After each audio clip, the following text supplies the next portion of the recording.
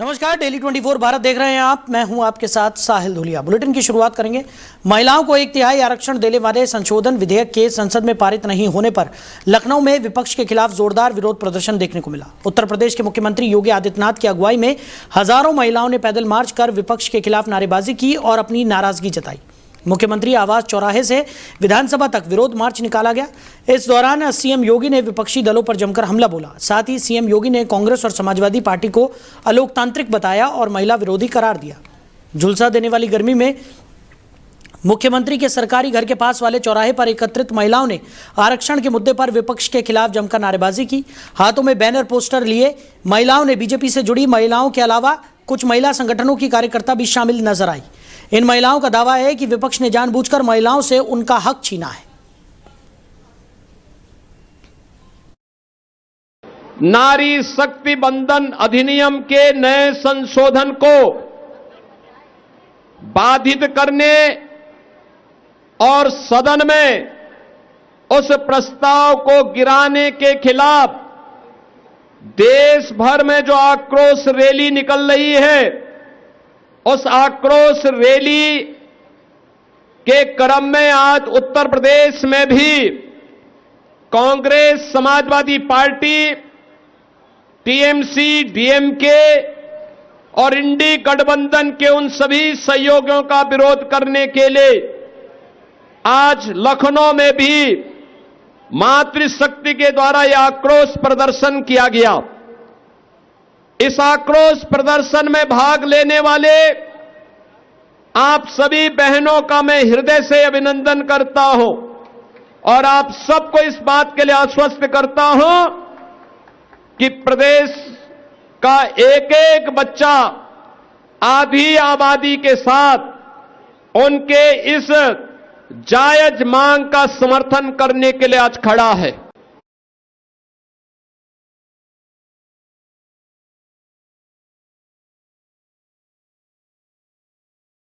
निकाली गई है सीएम आवास से यूपी विधानसभा तक पैदल मार्च। इस यात्रा के दौरान निकाला गया सीएम योगी की अगुवाई में लखनऊ में यह प्रदर्शन देखने को मिला है। तो जन आक्रोश महिला पदयात्रा निकाली गई और आपको बता दें कि महिला आरक्षण को लेकर जिस तरीके से बिल गिरा, उसके बाद अब महिलाओं का आक्रोश यहां पर देखने को मिल रहा है। खबर पर ज्यादा चर्चा के लिए शमशी आजाद जी, प्रवक्ता है भारतीय जनता पार्टी के, वो हमारे साथ जुड़ गए। आजाद साहब, बहुत स्वागत है आपका। जी नमस्कार, धन्यवाद। आजाद जी, आज जन आक्रोश महिला पदयात्रा सीएम आवास से लेकर यूपी विधानसभा तक निकाली गई और लगातार महिलाओं में भी जो महिला आरक्षण बिल गिरा है उसको लेकर आक्रोश देखने को मिल रहा है। कैसे देख रहे हैं, क्या कहेंगे? ये बिल्कुल ऐतिहासिक आज वो क्षण था जब मुख्यमंत्री आवास से लेकर विधानसभा तक महिलाओं ने हमारी सख्ती धूप में भी जो है सफर किया और आज कहीं ना कहीं उनको ये लगा कि विपक्ष ने उनके हक पर डाका डाला है। जो महिला बिल जिसमें संशोधन बिल के लिए पेश किया गया था उसको भारतीय जनता पार्टी के विरोध में विपक्ष ने पूरी तरीके से खारिज किया और आज जबकि ये उन्हीं के फायदे के लिए था। भाई आप समझ सकते हैं कि ना मुख्यमंत्री योगी आदित्यनाथ के परिवार से कोई महिला राजनीति करती है, ना मोदी जी के परिवार से कोई राजनीति करती है, ना हमारे अमित शाह जी के परिवार से कोई महिला राजनीति करती है, ना राजनाथ सिंह से। सैकड़ों ऐसे नेता हैं जिनके परिवार से महिलाएं राजनीति नहीं करती। लेकिन उसके बाद भी इन लोगों ने ये सोचा कि नारी को जो है घर से निकाल कर कम से कम राजनीति में लाया जाए, देश के मुख्य धारा से जोड़ने का काम किया जाए और उसका विरोध करके, क्योंकि विपक्ष को ये पता था कि अगर ये बिल पास हो जाता है और महिलाओं को सम्मान मिलता है, महिलाओं को उनका अधिकार मिलता है, उनको समाज में बराबरी का दर्जा मिलता है, तो कहीं ना कहीं ये विपक्ष के लिए जो है नुकसानदेह होगा। इस वजह से पूरे विपक्ष ने ताकत लगाकर एकजुटता के साथ जिस तरीके से आज इन्होंने महिलाओं का तिरस्कार किया, जिस तरीके से महिलाओं के अधिकार पर डाका डाला है, तो आने वाले चुनाव में महिला देश की जो आधी आबादी की जो हिस्सेदारी है वो कहीं ना कहीं इनका जवाब जरूर देगी और इनको हार का मुंह देखना पड़ेगा। अच्छा आज़ाद साहब, लेकिन जिस तरीके से प्रधानमंत्री नरेंद्र मोदी की बात की जाए, गृह मंत्री अमित शाह की बात की जाए या भारतीय जनता पार्टी के शीर्ष नेतृत्व की हम बात करें या तमाम जो भारतीय जनता पार्टी के नेता हैं, लगातार ये कहा जा रहा है कि इस बिल को लेकर ही आएंगे, चाहे कैसे भी लेकर आए। इसके लिए किस तरीके की रणनीति पर अब आगे काम किया जा रहा है? बिल्कुल, एक बार फिर से सर्वदलीय बैठक की जाएगी और जो विपक्ष के नेता है उनसे बातचीत की जाएगी, उनको समझाया जाएगा और उनको किसी न किसी तरीके से राजी किया जाएगा। नहीं होता है तो कुछ न कुछ गठजोड़ कर भारतीय जनता पार्टी से बिल को जो है अमली जामा यानी कानून के रूप में जरूर पास करेगी और आने वाले 2029 के चुनाव में जो महिलाओं की भागीदारी, जो हिस्सेदारी है, जो आरक्षण उनको दिया जा रहा है वो पूरी तरीके से दिया जाएगा। कांग्रेस पार्टी ने इसके पहले 2022 में 40% आरक्षण देने की बात महिलाओं को की थी और कुछ टिकट भी उत्तर प्रदेश के 22 के चुनाव में दिया था, क्योंकि इनके पास प्रत्याशी नहीं थे तो इन्होंने महिलाओं का सहारा लेकर लड़कियों लड़ सकती हूं का नारा देकर प्रियंका गांधी जो उत्तर प्रदेश के प्रभारी राष्ट्रीय महासचिव और सांसद भी इस वक्त हैं, उन्होंने जो है महिलाओं की हिस्सेदारी की बात की। लेकिन उसके बाद जब उनका चुनाव महाराष्ट्र की तरफ बढ़ा, दिल्ली की तरफ बढ़ा, पंजाब हरियाणा की तरफ बढ़ा, मध्य प्रदेश में हुआ और अभी बिहार में हुआ, तो वहां पर उन्होंने जो पूरी तरीके से महिलाओं को नजरअंदाज किया। इसकी वजह से जो है उत्तर प्रदेश की महिलाएं और देश की महिलाएं जो है आज विपक्ष के बिल्कुल खिलाफ हैं और सड़कों पर उतर कर पूरी तरीके से उन्होंने साबित कर दिया कि वो विपक्ष का जो है जनाजा निकालेंगे। और आगामी 29 से 30 तारीख को वाराणसी में भी एक कार्यक्रम प्रायोजित है जिसको नरेंद्र मोदी जी संबोधित करेंगे और वहां पर जो है लाखों महिलाओं को बुलाने की तैयारी की जा रही है, जिससे विपक्ष के ताबूत में आखिरी कील ठोकने का काम किया जा सके और विपक्ष 2027 में उत्तर प्रदेश में उखाड़ा जाए और 2029 में एक बार फिर देश को पुनः जो है भाजपा की सरकार दी जाए। चलिए, आज़ाद जी हमारे साथ जुड़ने के लिए, उस तमाम चर्चा के लिए आपका बहुत शुक्रिया। धन्यवाद। तो जन आक्रोश महिला पद यात्रा सीएम आवास से लेकर यूपी विधानसभा तक निकाली गई। पैदल मार्च इसमें किया।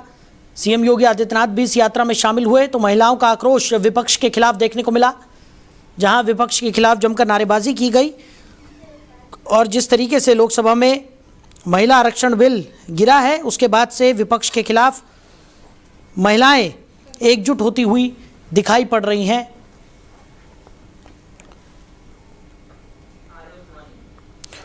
और इसी खबर पर ज्यादा चर्चा के लिए समाजवादी पार्टी से प्रवक्ता आर्य उस्मानी जी हमारे साथ जुड़ गए। उस्मानी साहब, बहुत स्वागत है आपका।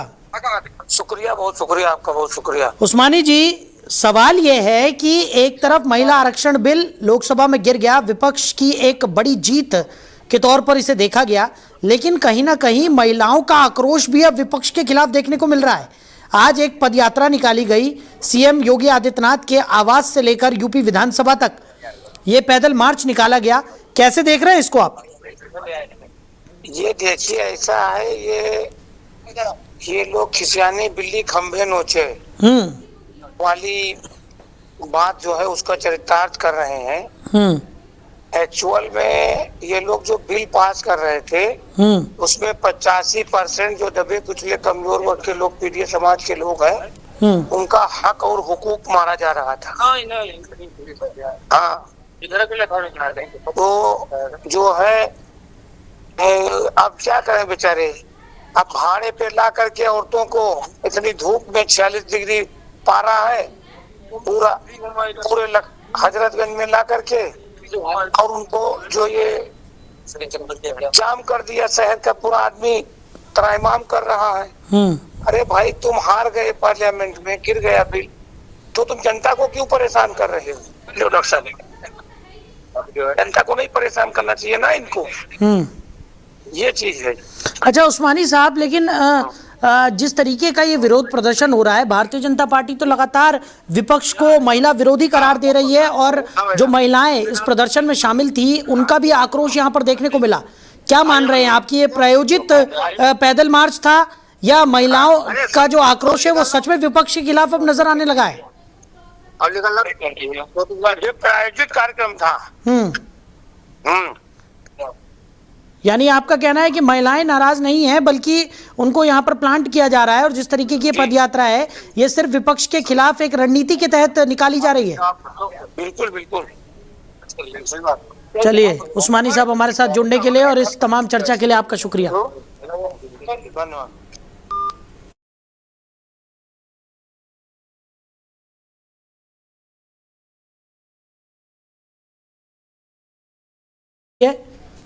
सीएम आवास से यूपी विधानसभा तक पैदल मार्च इस यात्रा के दौरान निकाला गया।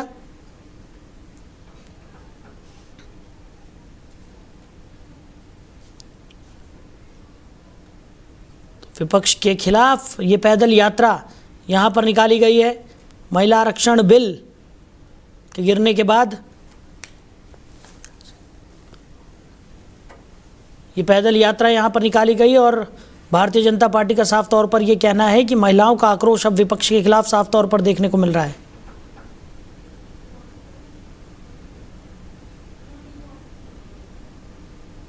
तो सीएम योगी आदित्यनाथ की अगुवाई में लखनऊ में ये जोरदार प्रदर्शन देखने को मिला है।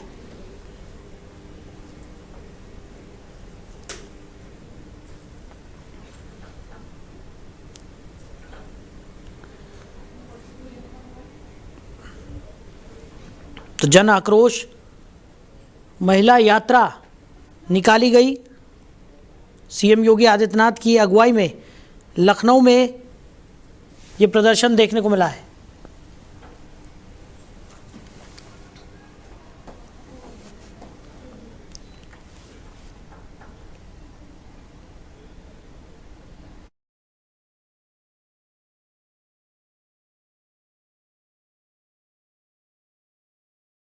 आदित्यनाथ की अगुवाई में लखनऊ में यह प्रदर्शन किया गया। जन आक्रोश महिला पदयात्रा निकाली गई और सीएम आवास से यूपी विधानसभा तक ये पैदल मार्च निकाला गया।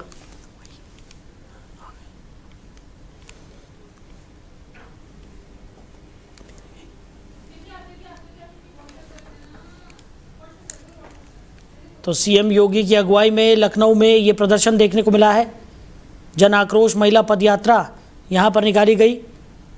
महिला आरक्षण बिल में विपक्ष ने समर्थन नहीं दिया और उसके बाद अब सीएम योगी आदित्यनाथ की अगुवाई में ये प्रदर्शन यहाँ पर किया गया। तो सीएम आवास से यूपी विधानसभा तक ये पदयात्रा निकाली गई है।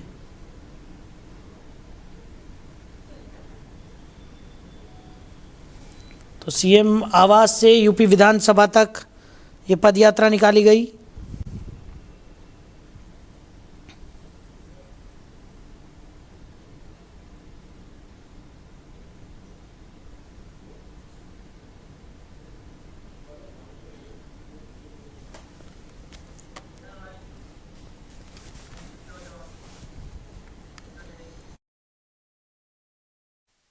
वहीं उत्तर प्रदेश की राजनीति की बात करें तो एक बार फिर से बयानबाजी का दौर तेजी के साथ आगे बढ़ता हुआ नजर आ रहा है। समाजवादी पार्टी के राष्ट्रीय अध्यक्ष अखिलेश यादव ने हालिया राजनीतिक घटनाक्रमों और महिला आरक्षण, जातीय जनगणना और बीजेपी पर तीखे हमले करते हुए कई बड़े बयान दिए हैं, जिनसे सियासी माहौल और गर्मा गया है। अखिलेश यादव ने स्पष्ट रूप से कहा है कि समाजवादी पार्टी हमेशा से महिलाओं के आरक्षण के पक्ष में रही है। उन्होंने आरोप लगाया कि अगर कोई आरक्षण को रोकना चाहता है तो वो भारतीय जनता पार्टी है। उन्होंने कहा कि बीजेपी की बदनीयत को समाजवादी लोग कभी सफल नहीं होने देंगे। उनके इस बयान को सीधे तौर पर हाल ही में महिला आरक्षण को लेकर चल रही राजनीतिक बहस से जोड़कर देखा जा रहा है। अखिलेश यादव ने इस दिन को ऐतिहासिक बताते हुए कहा कि बड़ी संख्या में लोग समाजवादी पार्टी से जुड़ रहे हैं। उन्होंने कहा कि पीडीए के संघर्ष को मजबूत करने के लिए नए लोगों का जुड़ना बेहद महत्वपूर्ण है। उनका कहना था कि ये एक सामाजिक और राजनीतिक आंदोलन है जो आने वाले समय में बड़ा बदलाव लाने की क्षमता रखता है। जो लोग गिनना नहीं चाहते हैं,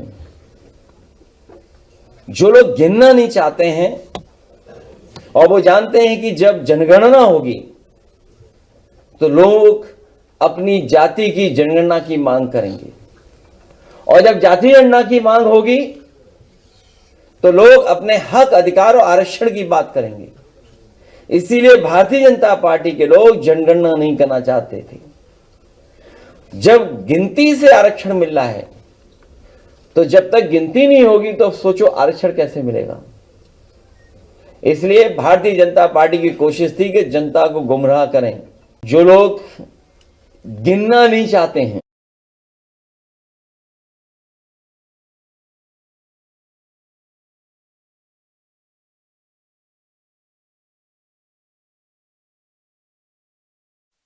वहीं प्रधानमंत्री नरेंद्र मोदी ने सिविल सेवा दिवस के मौके पर सभी सिविल सर्विसेज अधिकारियों को शुभकामनाएं दी।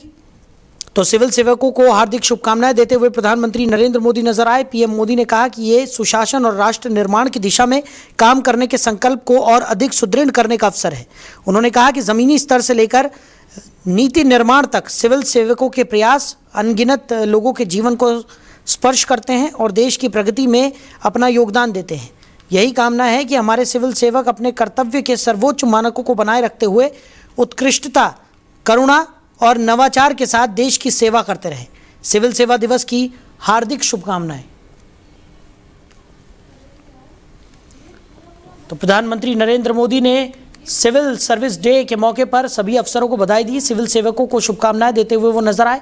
उन्होंने कहा कि सुशासन और राष्ट्र निर्माण की दिशा में काम करने के संकल्प को और अधिक सुदृढ़ करने का यह अवसर है। उन्होंने कहा कि जमीनी स्तर से लेकर नीति निर्माण तक सिविल सेवकों के प्रयास अनगिनत लोगों के जीवन को स्पर्श करते हैं और देश की प्रगति में अपना योगदान भी देते हैं।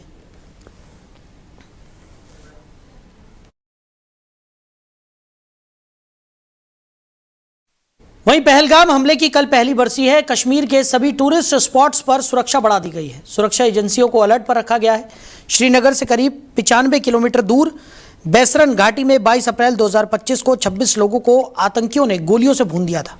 तब से वो घाटी बंद है। बैसरन घाटी में किसी को भी एक तय सीमा से आगे जाने की इजाज़त नहीं है। पहलगाम के दूसरे टूरिस्ट स्पॉट बेताब वैली और चंदनवाड़ी तक जाने पर फिलहाल रोक नहीं है। पर्यटक पहले से 30 से 40% तक सिमट गए हैं। स्थानीय लोगों में गुस्सा है कि वैली को क्यों नहीं खोला जा रहा, आखिर उनका क्या कसूर है जो आने वाले सैलानियों पर पाबंदियां लगा दी गई। इधर भारतीय सेना ने अपने एक्स हैंडल पर एक पोस्ट किया है जिसमें आतंकियों और उनके रहनुमाओं को चेतावनी दी गई है। पोस्ट के साथ जारी तस्वीर में सिंदूर और भारत का नक्शा दिखाया गया है जिसकी थीम ऑपरेशन सिंदूर से जुड़ी हुई है। सेना ने लिखा कि कुछ हदें कभी नहीं लांघनी चाहिए। भारत कुछ नहीं भूला। जब इंसानियत की हदें पार की जाती हैं तो मुंहतोड़ जवाब दिया जाता है। न्याय हो चुका है। भारत एकजुट है। वहीं बिहार में हुआ नेतृत्व परिवर्तन राजस्व और भूमि सुधार विभाग के कर्मचारियों के लिए राहत लेकर आया है। मुख्यमंत्री नीतीश कुमार की सरकार के दौरान विभाग के 224 कर्मचारियों को सस्पेंड कर दिया गया था, लेकिन अब नीतीश कुमार के राज्य सभा चले जाने और उनकी जगह सम्राट चौधरी के मुख्यमंत्री बनने के बाद उनका निलंबन निरस्त कर दिया गया है। राजस्व कर्मचारियों के लिए इस फैसले को बड़ी राहत बताया जा रहा है। इन कर्मचारियों को तत्कालीन उप मुख्यमंत्री विजय कुमार सिन्हा ने निलंबित किया था, जिन्हें अब सीएम सम्राट चौधरी ने पलट दिया है। दरअसल इस साल फरवरी में राजस्व कर्मचारियों ने अपनी मांगों को लेकर अनिश्चितकालीन हड़ताल कर दी थी, लेकिन तब उप मुख्यमंत्री विजय कुमार सिन्हा ने इस हड़ताल के खिलाफ सख्त कदम उठाया। जो राजस्व विभाग के मंत्री थे, सिन्हा ने इसे अनुशासनहीनता करार दिया और इसके बाद अलग अलग आदेशों को जारी करते हुए 224 राजस्व कर्मियों को निलंबित कर दिया। वहीं बिहार की राजनीति में महत्वपूर्ण घटनाक्रम के तहत श्रवण कुमार को बिहार विधानसभा में जेडीयू विधायक दल का नेता चुना गया है। उनके नाम को औपचारिक रूप से विधानसभा भेजे जाने के बाद अधिसूचना भी जारी कर दी गई। यह निर्णय नीतीश कुमार की तरफ से लिया गया, जिन्हें हाल ही में जेडीयू विधायक दल का नेता चुनने के लिए अधिकृत किया गया था। श्रवण कुमार पूर्व मुख्यमंत्री के बेहद करीबी माने जाते हैं और पूर्व सरकार में कई महत्वपूर्ण मंत्रालयों की जिम्मेदारी संभाल चुके हैं। श्रवण कुमार नालंदा विधानसभा क्षेत्र से वर्ष 1995 से लगातार विधायक चुने जाते रहे हैं। उनका यह अनुभव पार्टी के लिए एक मजबूत आधार माना जा रहा है। 20 अप्रैल को हुई जेडीयू विधायक दल की बैठक में सर्वसम्मति से नीतीश कुमार को नेता चयन के लिए अधिकृत किया गया था। इसके बाद कई नामों को लेकर अटकलें लगाई जा रही थी, लेकिन नीतीश कुमार ने सभी कयासों पर विराम लगाते हुए श्रवण कुमार के नाम पर मुहर लगा दी। वहीं राजस्थान के बालोतरा स्थित पचपदरा रिफाइनरी में आग लगने की घटना के बाद प्रशासन और जांच एजेंसियां पूरी तरह सक्रिय हो गई हैं। उद्घाटन से करीब 20 घंटे पहले हुए इस हादसे ने न सिर्फ सुरक्षा व्यवस्था पर सवाल खड़े कर दिए हैं, बल्कि राज्य की सियासत को भी गरमा दिया है। इस घटना की गंभीरता को देखते हुए राष्ट्रीय जांच एजेंसी की टीम हेलीकॉप्टर से रिफाइनरी पहुंची और जांच शुरू की। टीम का मुख्य उद्देश्य घटनास्थल से साक्ष्य जुटाना और हादसे के कारणों को पता लगाना है। सूत्रों के अनुसार गृह मंत्रालय की एक फैक्ट फाइंडिंग टीम भी मौके पर पहुंच रही है, जिसमें विभिन्न एजेंसियों के अधिकारी शामिल होंगे। ये टीम तकनीकी और सुरक्षा पहलुओं की गहराई से जांच करेगी ताकि हादसे की असली वजह सामने आ सके।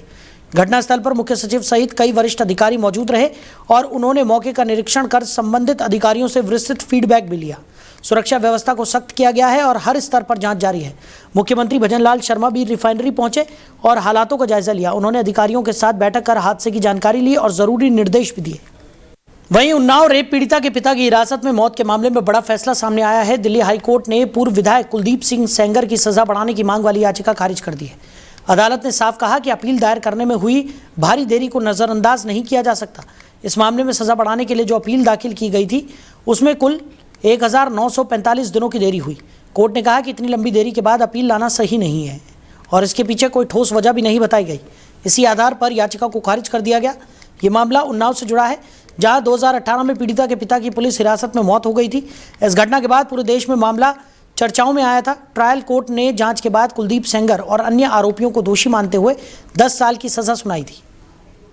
वहीं ईरानी संसद के प्रथम उपाध्यक्ष अली निगजाद ने एक इंटरव्यू में अमेरिका को सख्त संदेश दे दिया है। निगजाद ने कहा कि ईरान ब्लैकमेलर नहीं है और अगर दुश्मन वार्ता को लेकर ऐसा नजरिया रखता है तो उसे अभी से अपनी विफलता मान लेनी चाहिए। उन्होंने जोर देकर कहा कि ईरान अधिकार की कूटनीति और गरिमा के साथ अपने राष्ट्रीय अधिकारों की रक्षा करेगा। निगजाद ने अमेरिका पर वार्ता के दौरान अत्यधिक मांगे रखने का आरोप लगाया और कहा कि ईरान अपने मौलिक सिद्धांतों और राष्ट्रीय हितों से कोई समझौता नहीं करेगा। तो अंतर्राष्ट्रीय संबंधों में स्थिरता और प्रतिबद्धताओं का पालन ही यकीन की बहाली की अहम वजहें हैं। अली निगजाद ने चेतावनी दी है कि बातचीत की प्रक्रिया में किसी भी पक्ष द्वारा किया गया अचानक बदलाव या अस्थिर व्यवहार आपसी भरोसे को कमजोर कर सकता है और पूरी बातचीत को पटरी से उतार सकता है।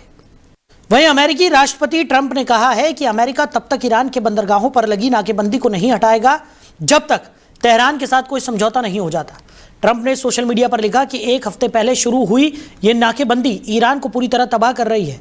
उन्होंने ये भी कहा कि इस संघर्ष में अमेरिका बहुत आगे है। इसके जवाब में ईरानी संसद के स्पीकर गलीबाफ ने सोशल मीडिया पर लिखा कि ट्रंप दबाव बनाकर और सीज फायर तोड़कर बातचीत को ऐसी बनाना चाहते हैं जहां ईरान को झुकना पड़े या फिर दोबारा जंग शुरू करने का बहाना मिल जाए। गलीबाफ ने आगे कहा कि ईरान किसी भी धमकी के दबाव में बातचीत नहीं करेगा। पिछले 2 हफ्ते में ईरान जंग लड़ने के लिए नई तैयारी कर चुका है। इन दोनों नेताओं का यह बयान ऐसे समय में सामने आया जब अमेरिका और ईरान के बीच अस्थायी युद्ध विराम बुधवार को खत्म होने वाला है। वहीं AIMIM अध्यक्ष असदुद्दीन ओवैसी ने तमिलनाडु की जनता से 23 अप्रैल को होने वाले विधानसभा चुनाव में मुख्यमंत्री M.K. स्टालिन के नेतृत्व वाले DMK के पक्ष में मतदान करने की अपील की। हैदराबाद से लोकसभा सदस्य ने सोशल मीडिया मंच X पर पोस्ट किए गए एक वीडियो संदेश में कहा कि ऑल इंडिया मजलिस ए इत्तेहाद उल मुसलमीन पार्टी की ओर से मैं तमिलनाडु के मतदाताओं से स्टालिन के नेतृत्व वाले द्रमुक गठबंधन के पक्ष में अपना बहुमूल्य मतदान करने का अनुरोध करता हूं। ओवैसी ने कहा कि उन्हें उम्मीद है कि जनता के इस समर्थन से स्टालिन सत्ता में वापस आएंगे। उन्होंने कहा कि तमिलनाडु के सभी मतदाताओं से अनुरोध करता हूं कि वो 23 अप्रैल को अपने बहुमूल्य मतदान का इस्तेमाल करें और द्रमुक गठबंधन के सभी उम्मीदवारों को विजयी बनाएं। अस्सलाम वालेकुम। मैं इस वीडियो मैसेज के ज़रिए से आप तमाम तमिलनाडु के मौजूद वोटर से अपील कर रहा हूं कि जैसा कि आप जानते हैं कि 23 तारीख के दिन इलेक्शन की हक़ रायदही का दिन है और आप ये भी बात को भी जानते हैं कि ऑल इंडिया मजलिस इत्तेहाद मुस्लिमीन तमिलनाडु यूनिट के सदर जनाब वकील अहमद साहब ने DMK लेड अलायंस जिसके लीडर जनाब स्टालिन साहब हैं उनकी तायद का ऐलान किया है। मेरी आप तमाम से गुजारिश है कि 23 तारीख के दिन मुत्तहदा तौर पर अपने के वोट का इस्तेमाल DMK के अलायंस के तमाम सियासी पार्टी और उनके उम्मीदवारों के हक़ में करिए और ख़ास तौर से वानियमबाड़ी के उम्मीदवार आपकी दुआ और आपके वोटों की उनको ज़रूरत है। आप तमाम को बहुत बहुत शुक्रिया। अस्सलाम वालेकुम। उधर गुजरात ATS ने एक बड़ी कार्रवाई करते हुए ISIS से प्रभावित 2 संदिग्धों को गिरफ्तार किया है। ये दोनों युवक सोशल मीडिया के जरिए कट्टरपंथ से प्रभावित हुए और देश के खिलाफ साजिश रचने लगे। जांच में सामने आया है कि दोनों गजवाए हिंद की विचारधारा को लागू करने की योजना बना रहे थे। राहत की बात यह रही कि किसी बड़ी वारदात को अंजाम देने से पहले ही दोनों को एजेंसियों ने पकड़ लिया। गुजरात ATS ने इस ऑपरेशन में 2 अलग अलग राज्यों से संदिग्धों को पकड़ा। एक आरोपी इरफान पठान को गुजरात के पाटन जिले के सिद्धपुर से गिरफ्तार किया गया, जबकि दूसरे आरोपी मुर्शीद शेख को महाराष्ट्र के मुंबई से हिरासत में लिया गया। जांच में पता चला कि दोनों के बीच लगातार संपर्क था और वो पिछले कई महीनों से एक दूसरे के साथ बातचीत कर रहे थे। दोनों के बीच ऑनलाइन प्लेटफॉर्म के जरिए गहरी कनेक्टिविटी बनी हुई थी, जो सुरक्षा एजेंसियों के लिए चिंता का विषय बन गई थी। वहीं देश के कई हिस्सों में तेज गर्मी होने लगी है। राजस्थान, मध्य प्रदेश, महाराष्ट्र, छत्तीसगढ़, उत्तर प्रदेश, पंजाब, हरियाणा, चंडीगढ़, ओडिशा और दिल्ली में दिन में लू का कहर जारी है।